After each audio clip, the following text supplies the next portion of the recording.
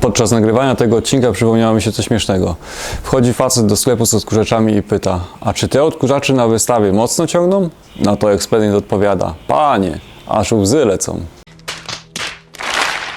Cześć! Trochę się pośmialiśmy na początku, także przechodzimy już do meritum tego odcinka.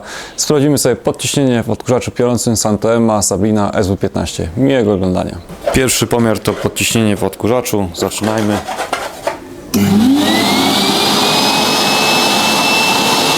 5 metrów.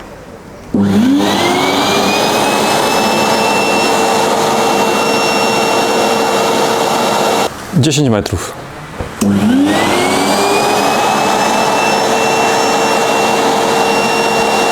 'Teraz do 10-metrowego odcinka dokładamy jeszcze 5 metrów za pomocą tego łącznika i za chwilę zobaczycie, jak jest podciśnienie na odcinku 15 metrów. 15 metrów.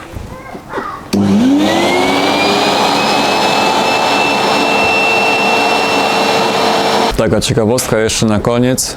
Wąż 10 metrów kosztował około 480 zł na gotowo, z zakuciem, ze wszystkimi słączkami, mufami. Wąż natryskowy oraz ssący. Tak jak mówię, komplet, niecałe 5 stówek, 10 metrów węża, odporny do 20 barów oraz 100 stopni. Słączki tutaj są do 35 barów i 100 stopni. Także jak widzicie, w fajnych pieniądzach można zrobić sobie niezły wąż. Test zakończony pomyślnie.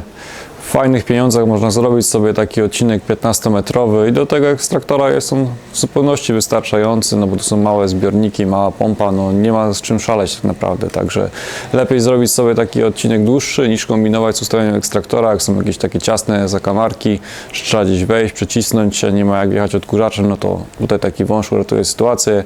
Jak sami widzicie, nie ma praktycznie większych spadków podciśnienia, także myślę, że jest całkiem nieźle. W tym materiale to już wszystko. Dziękuję za obejrzenie i widzimy się w następnych. Cześć!